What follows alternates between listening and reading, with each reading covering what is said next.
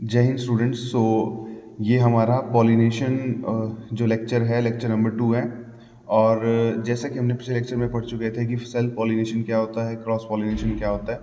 आज हम पढ़ने जाएंगे कि पॉलिनेटिंग एजेंट्स क्या चीज़ होती है। देखो, एक सिंपल सी बात है कि पॉलिनेशन समझ में आ गया कि पॉलिनेशन में जो मेल गैमेट है वो फीमेल गैमेट के पास ट्रांसफ़र होता है। ठीक है, सॉरी, फीमेल पार्ट के पास ट्रांसफ़र होता है।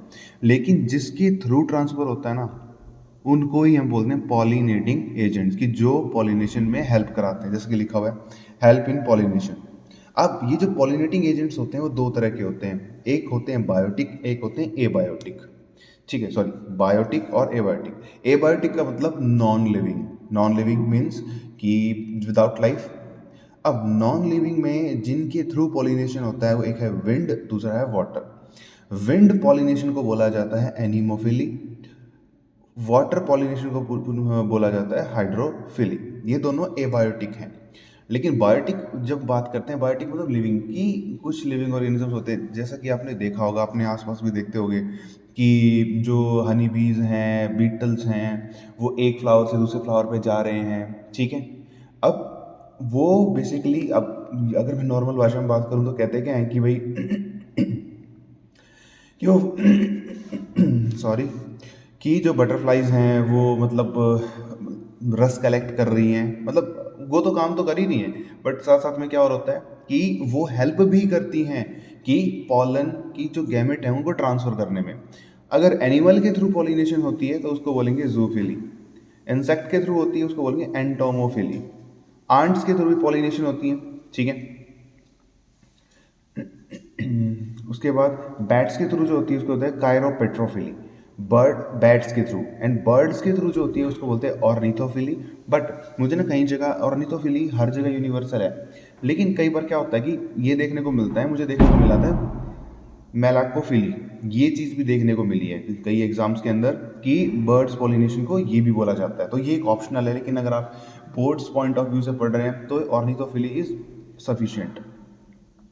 अगर स्नेल के थ्रू थ्रू है तो उसको बोलेंगे एंटोमोफिली। ठीक है, अब ध्यान से देखना, इंसेक्ट के थ्रू एंटोमोफिली है और स्नेल्स के थ्रू भी एंटोमोफिली है। ठीक है, यहाँ पर ये दोनों बेसिकली इंसेक्ट पॉलिनेशन को एंटोमोफिली बोलते हैं, पर स्नेल के थ्रू पॉलिनेशन है उसको भी एंटोमोफिली बोला जाता है। अब कुछ इंपॉर्टेंट बातें, सॉरी थोड़ा गला खराब है मेरा आज, कोई नहीं। जो बायोटिक एजेंट्स होते हैं वो ज़्यादा पॉलिनेशन करते हैं इररिस्पेक्ट ऑफ एबायोटिक। क्योंकि देखो, ये ज़रूरी बात है ना कि भाई जो बायोटिक हैं वो ज़्यादा वो करेंगे।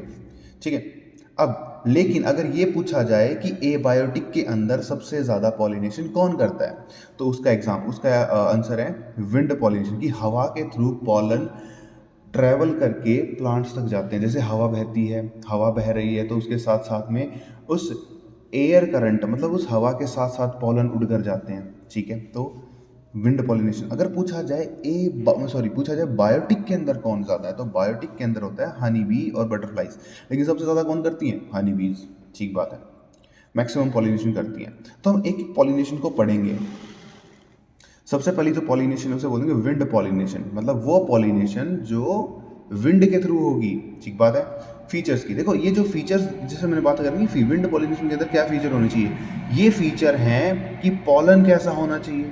मतलब अगर किसी प्लांट के पॉलन ग्रेन को अगर क्या करना है, अगर उसको विंड पॉलिनेशन के थ्रू जाना है तो पॉलन कैसा होना चाहिए। पहली बात, पॉलन छोटा होना चाहिए। अगर छोटा है तभी तो ट्रैवल करके जा रहा है। नॉन स्टिकी होना चाहिए। ऐसा नहीं कि पॉलन हो और वो उड़ के जा रहा हो लेकिन वो चिपक रहा हो। तो ये पॉलन है तो वो हल्के होने चाहिए, लाइट वेट होने चाहिए। देखो, ये आप सोच भी सकते हैं कि कोई भी चीज़ विंड के थ्रू ट्रैवल करेगी तो वो कैसी होनी चाहिए।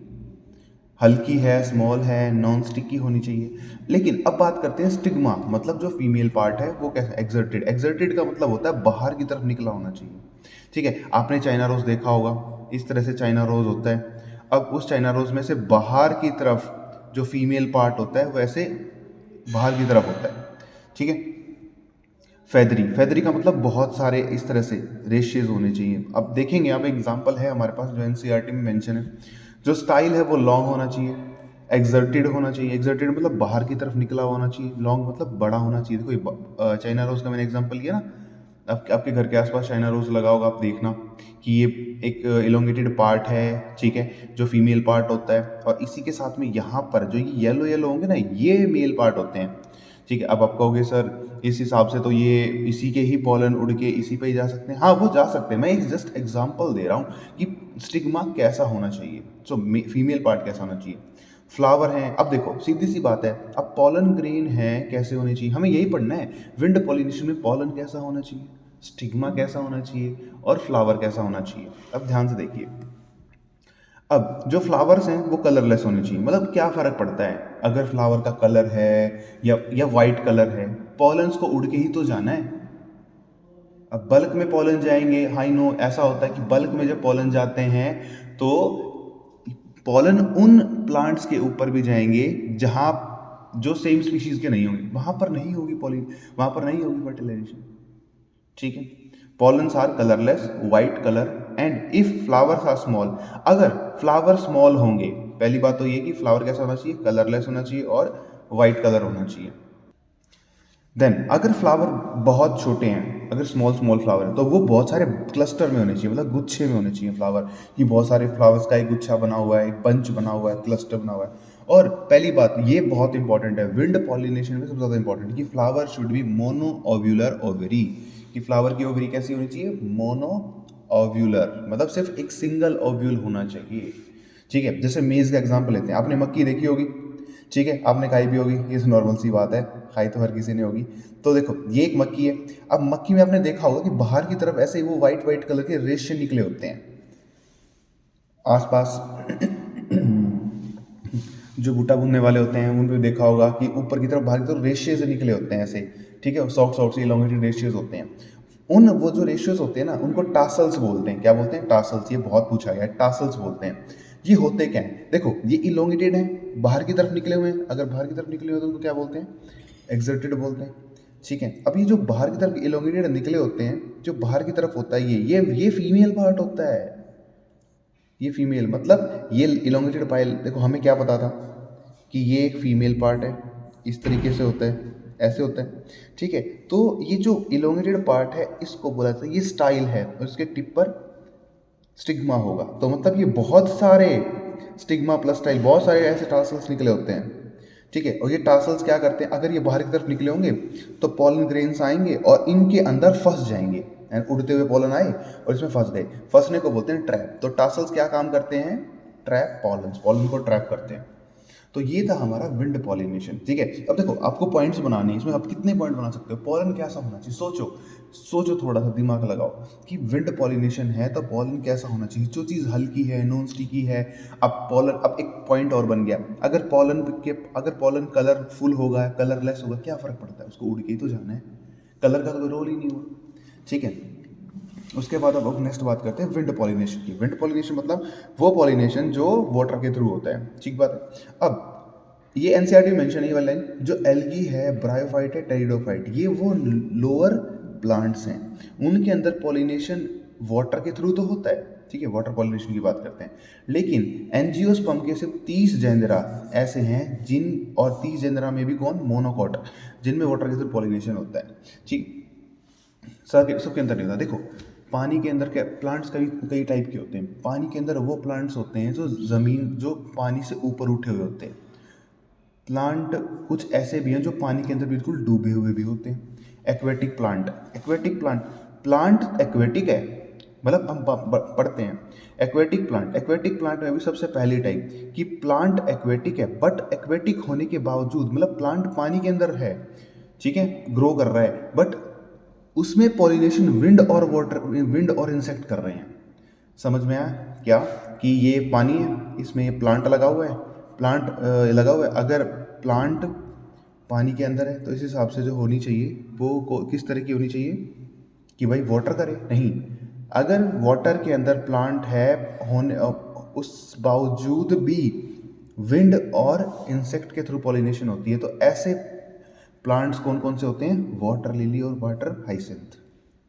ये प्लांट एक्वेटिक है, दूसरा टाइप, प्लांट एक्वेटिक है पर पॉलिनेशन वाटर के थ्रू होती है, अब ये तो है दूसरा टाइप। अब इसमें भी दो टाइप होंगे। पहला टाइप कि कुछ प्लांट ऐसे होते हैं जो मतलब लगे तो प्लांट इसके पानी के अंदर होंगे, लेकिन वो उनके फ्लावर बाहर तक आए होते हैं, कि प्लांट पानी के बाहर तक आते हैं। मतलब ठीक है कि एक्वेटिक प्लांट है पर पॉलिनेशन वाटर के थ्रू हो रही है। मतलब अब अगर पॉलिनेशन सरफेस पर होती है, सरफेस मतलब वाटर सरफेस पर पॉलिनेशन होती है, या अगर पॉलिनेशन अंडर वाटर होती है, पानी के अंदर होती है, अगर ऑन सरफेस होती है तो उसका एग्जांपल वेलिसिनेरिया। अगर अंडर वाटर होती है तो जोस्टेरा मतलब sea grass. Pollination under water होती है। मेल गैमेट, मेल और फीमेल गैमेट फ्लॉट करते हैं सेम लेवल पे। ठीक बात है, क्योंकि फ्लॉट ही तो करेंगे। अब पॉलन ग्रेन होता है वो रिबन शेप का। ये बहुत इंपॉर्टेंट है कि अगर पॉलिनेशन वाटर के थ्रू होती है और उसमें भी अगर अंडर वाटर पॉलिनेशन होती है, मतलब पानी के अंदर पॉलिनेशन हो रही है, तब पॉलन कैसा होगा? Ribbon shape. कैसे रिबन होता है? रिबन ऐसा होगा। अब पॉलन के ऊपर एक म्यूसिलेज की कवरिंग होती है। देखो कोई चीज़ पानी के अंदर है, पानी के अंदर होने के बावजूद भी वो चीज़ गीली नहीं हुई है, मतलब वेट नहीं हुई है, तो कोई ना कोई चीज़ हो, कोई ना कुछ तो होगा जो उस चीज़ को या उस पॉलन ग्रेन को गीला होने से बचा रहा है। तो पॉलन के ऊपर एक कवरिंग होती है जिसको म्यूसिलेज की कवरिंग कहते हैं। ये कवरिंग ऐसी होती है जो पॉलन को गीला होने से बचाती है पानी के अंदर। तो पॉलन कैसा के ऊपर कवरिंग कैसी होनी चाहिए? म्यूसिलेज की कवरिंग होनी चाहिए, और साथ साथ में ये इसको पॉलन को डूबने से भी बचाती है। अब ये था अंडर वाटर पॉलिनेशन। अब इसके साथ में हमने क्या पढ़ा था कि अगर पॉलिनेशन तो हो रही है, वाटर के अंदर हो रही है, पर वाटर सरफेस पर हो रही है, तो मेल फ्लावर एंड पॉलन जो है, मेल फ्लावर की बात की जाएगी, मेल फ्लावर से पॉलन निकलेंगे, वो फ्लोट करेंगे सरफेस पर, होते होते होते होते वो fall inside the female flower पे चले जाएंगे। पॉलन की जो मूवमेंट होती है वो पैसिव होती है, मतलब जिस तरफ पानी बह रहा है उसी तरफ पॉलन साथ में बहते हैं। ये बात है। तो अब तक हमने पढ़ा था कि अगर पॉलिनेशन गैमेट्स को ट्रांसफर किया जाए एबायोटिक से, एबायोटिक मतलब जो नॉन लिविंग है, जैसे विंड है, वाटर है, होती और भी चीज़ें, पर ये ज़रूरी है, ठीक है, क्योंकि हमारे सिलेबस में इसी को ही लेके चला हुआ है। अब बात करते हैं बायोटिक की। बायोटिक का मतलब होता है ऐसे एजेंट जो लिविंग हैं, जैसे इंसेक्ट। अगर अब मुझे बताना, एक बार वीडियो पॉज करके सोचना है, इंसेक्ट के थ्रू पॉलिनेशन होती है उसको क्या बोलते हैं?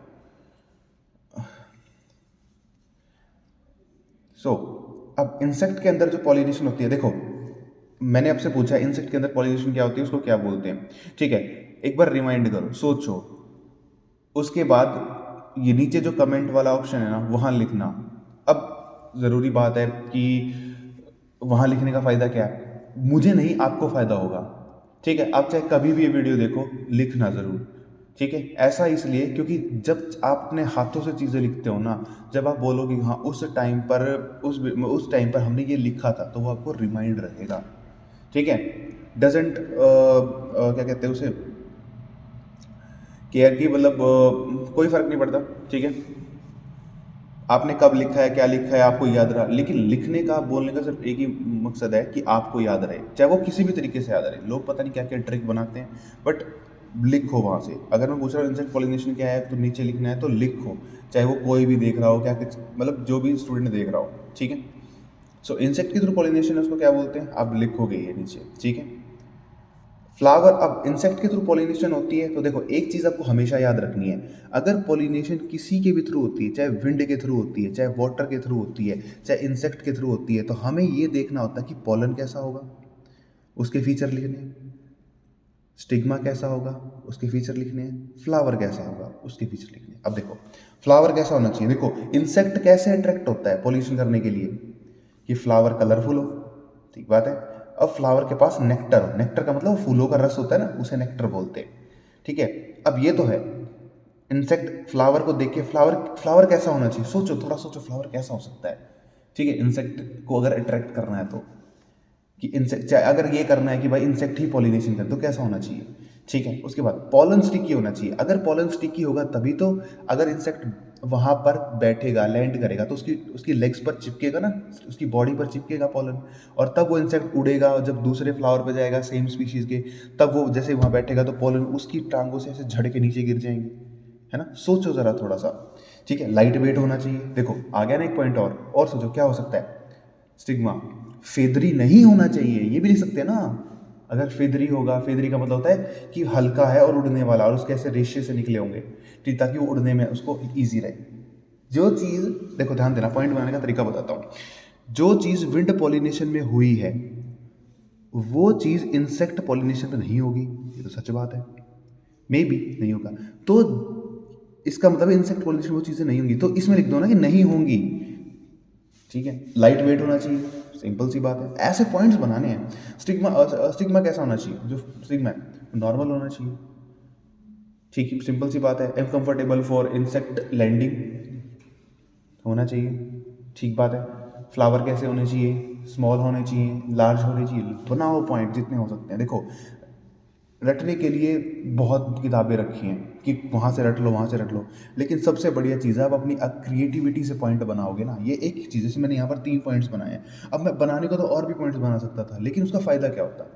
फ़ायदा कुछ नहीं होता। तो मुझे आपको सिखाना है कि पॉइंट्स बनाते कैसे हैं।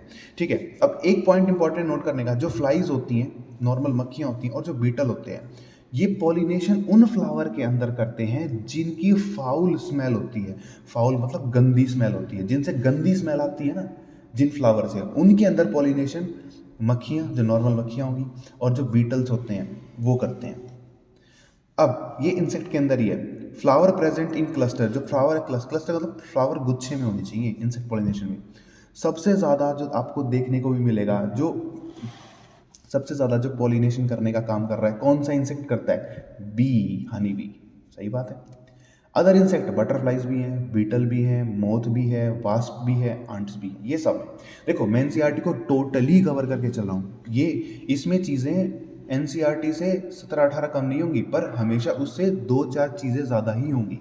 ठीक है, तो मतलब जो स्टूडेंट्स मतलब तैयारी कर रहे हैं ना कि भाई हमें नीट के लिए करना है, या ये है कि हमें सीबीएसई बोर्ड एग्जाम्स के लिए करना है, या हमें हरियाणा बोर्ड एग्जाम करने के लिए, हरियाणा बोर्ड एग्जाम के लिए करना है, या क्या यूपी बोर्ड के लिए करना है, किसी भी के लिए भी करना है, मतलब ये इनफ है, ये इनफ है। तो आपको चिंता नहीं लेनी है। ठीक है, हाँ वो है कि मैं थोड़ा सा टाइम ले लेता हूँ, टाइम टेकिंग, बट वो कुछ इश्यूज हो जाते हैं। ठीक है, ऑफलाइन क्लास के इशू हो जाते हैं, तो दैट्स वाई कि मैं कई बार उन्हें कर नहीं पाता, बट अब से मैं रेगुलर आपको वीडियो मिलेगी। ठीक है, जो मेरे स्टूडेंट्स हैं। अब देखो ध्यान से, अब बैट के थ्रू पॉलिनेशन। अब सोचो बैट कैसा है, चमगादड़। वो चीज़ें होती हैं जिनको रात में दिखता है पर दिन में नहीं दिखता। इसका मतलब तो ये हुआ कि बैट को तो कलर से कोई फ़र्क ही नहीं पड़ता। अगर वो दिन में पॉलिनेशन करने निकल रहा है, अगर वो रात को भी पॉलिनेशन करने निकल रहा है, तो उसको कलर का तो फ़र्क ही नहीं है। वो देख ही नहीं सकता, है ना, वो तो देख ही नहीं सकता। तो इसका मतलब है वो सिंपल सी बात है, क्या करेगा, उसका मेन काम होगा, तो बैट का तो कोई फर्क ही नहीं पड़ता। सो अब बैट को अगर रात में पॉलिनेशन करनी है, सोचो ज़रा, रात को क्या उसको दिखेगा? नहीं। वो तो सुपरसोनिक वेव्स हैं जिनको वो छोड़ता है, जो किसी से टकराती हैं, देन वो वापस आती हैं, तो उसको पता लगता है कि कुछ है। अगर उसको कुछ नहीं दिखता तो क्या उसके लिए कलर मैटर करता है? बैट के लिए नहीं करेगा। फ्लावर का साइज कैसा होना चाहिए? लार्ज होना चाहिए, स्ट्रॉन्ग ऑर्डर होना चाहिए। इसका मतलब वो स्मेल करता है। जो बैट है वो स्मेल करेगा कि हाँ, और ये जो बैट होते हैं ये कुछ ही प्लांट्स पर पॉलिनेट कर पाते हैं। ठीक है, स्ट्रॉन्ग ऑर्डर स्मेल के थ्रू वहाँ तक जाएगा। डल कलर होना चाहिए फ्लावर का, नेक्टर होना चाहिए, क्योंकि नेक्टर तो रस है, वो तो उसके लिए तो चीज़ें जाती हैं। सोचो पॉलन पॉलन के, अब इसमें पॉलन है, अब सीधी सी बात है, पॉलन उसकी टांगों पर चिपकेगा। कैसा होना चाहिए? सोचो 4-5 पॉइंट तो ऐसे याद आ जाएंगे। अगर कोई चीज़ चिपक रही है, हल्की है, स्टिकी है, लाइट वेट है, कितने पॉइंट बन गए हैं? Bird pollination. क्योंकि देखो एक चीज़ को बार बार लिखने का फ़ायदा नहीं है। ठीक है, मैं आपको समझाऊं और आप अपने तरीके से लिखो, कितनी बढ़िया चीज़ होगी। देन उसके बाद है बर्ड पॉलिनेशन। ठीक है, लार्ज साइज होना चाहिए। अब देखो बैट के थ्रू पॉलिनेशन होती है, उसको क्या बोलते हैं? लिखो, ये नीचे कमेंट में लिखो कि क्या बोलते हैं उसे।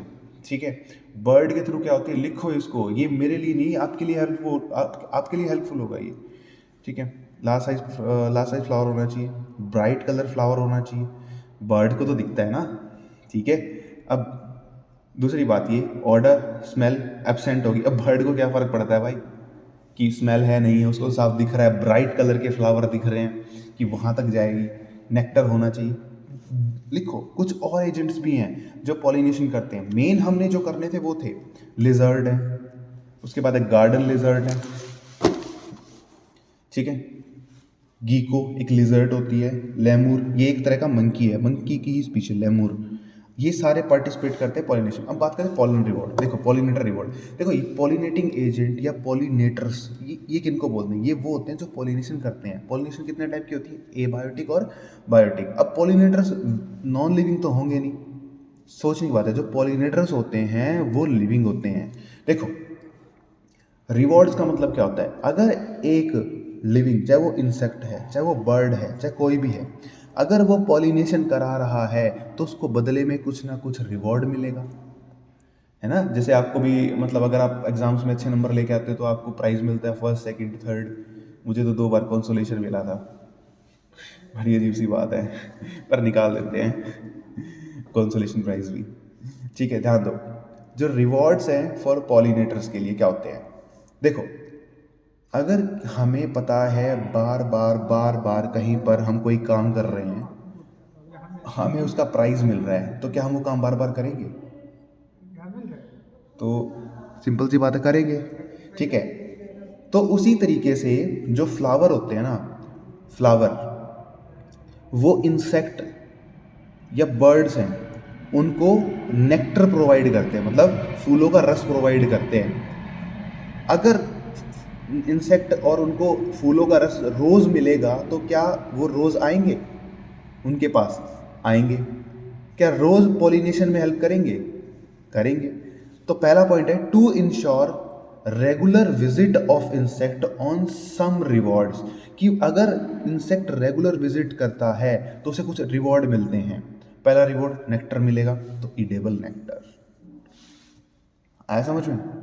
कुछ प्लांट ऐसे होते हैं जिनके पॉलन खाए जा सकते हैं, कुछ इंसेक्ट हैं, कुछ बर्ड्स हैं, वो पॉलन खाते हैं, तो some plants have edible pollen, वो पॉलन को इडेबल करते हैं।